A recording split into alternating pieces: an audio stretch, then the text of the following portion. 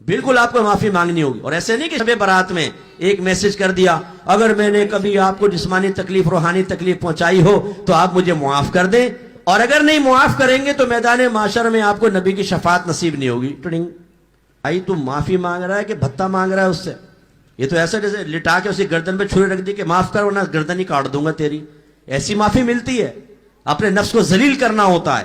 اس کے پاس جائیں ہاتھ جوڑ کے معافی مانگے کہ بھائی مجھے معاف کر دے. کیا ہے آپ گئے معافی مانگ لی لیکن وہ کہتا ہے میں نہیں معاف کر رہا ہوں. فرض کر لیں بدلہ بھی نہیں لے رہا معاف نہیں کر رہا، تو 3 کام ضرور کیجئے گا. نمبر 1 اس کے لیے دعائے بخشش و مغفرت کرتے رہیں، اس کے لیے ایصال ثواب کرتے رہیں، اور کوئی ثواب جاریہ کر دیجئے گا. میں بڑی پتے کی باتیں آپ کو بتا رہا ہوں، اس کو نوٹ کرنا بیٹا، گھر جا کے لکھ لینا، بڑا کام دیں گی آپ. یہ 3 کام کر لیجئے گا.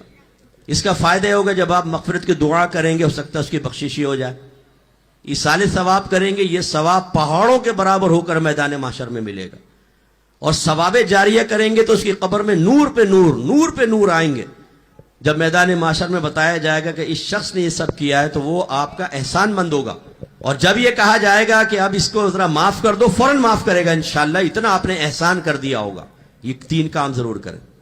اور اگر آپ کو یاد نہیں ہے میں نے کس کس کو مارا کس کو پیٹا تو پھر یہی 3 کام ان نامعلوم افراد کے لیے کریں. اس لیے میں اپنی اکثر کتابوں میں، اب تو میری عادت ہی ہے میں کروں گا انشاءاللہ، میں لکھ دیتا ہوں کہ اللہ تعالیٰ میری اس کتاب کا ثواب ان لوگوں کو بھی پہنچے کہ جن کو میری ذات سے کسی بھی قسم کی تکلیف پہنچے. اس لیے میدان محشر میں آئیں گے تو انشاءاللہ ان کو اتنا نیکیاں مل چکی ہوں گی، مجھے اللہ کی رحمت سے امید ہے، پھر بھی اللہ کی رحمت سے، کہ اللہ تعالیٰ ان کو راضی کر دے گا. سرکار فرماتے ہیں ایک ظالم ہوگا ایک مظلوم ہوگا، اللہ تعالیٰ ظالم کی نیکیاں مظلوم کے نام اعمال میں ڈال دے گا، حساب پورا نہیں ہوگا.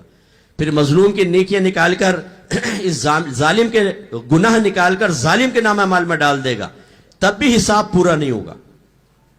تو مظلوم کہے گا اللہ تعالیٰ ابھی بھی حساب باقی ہے. تو اللہ تعالیٰ مظلوم سے فرمائے گا تو ذرا اوپر دیکھ. وہ دیکھے گا اس کو جنت میں ایک زبردست قسم کا محل نظر آئے گا. وہ کہے گا اللہ تعالیٰ یہ کس کے لیے ہے؟ اللہ تعالیٰ فرمائے گا اس کے لیے جو اس کی قیمت ادا کر دے. وہ کہے گا اللہ تعالیٰ اس کی قیمت کون دے سکتا ہے؟ اللہ تعالیٰ فرمائے گا تو دے سکتا ہے. وہ کہے گا کیسے؟ اللہ فرمائے گا اپنے ظالم بھائی کو معاف کر، یہی اس کی قیمت ہے. وہ فوراً کہے گا اللہ تعالیٰ میں نے معاف کیا. اللہ تعالیٰ فرمائے گا اپنے بھائی کا ہاتھ پکڑ، دونوں جنت میں چلے جاؤ. اس لیے بچوں دل آزاری ہو گئی، کسی کو بلیک میل کر دیا، کسی پہ زنا کی تہمت لگا دی، جھوٹی تہمت لگا دی، عورتوں میں بہت زیادہ ہوتا. کسی کو ماں بہن کی گندی گالیاں بک دی، اس کا دل بیچارے کا ہرٹ ہو گیا. اگر جس چیز کے بارے میں گمان ہے اس سے جا کے معافی مانگے.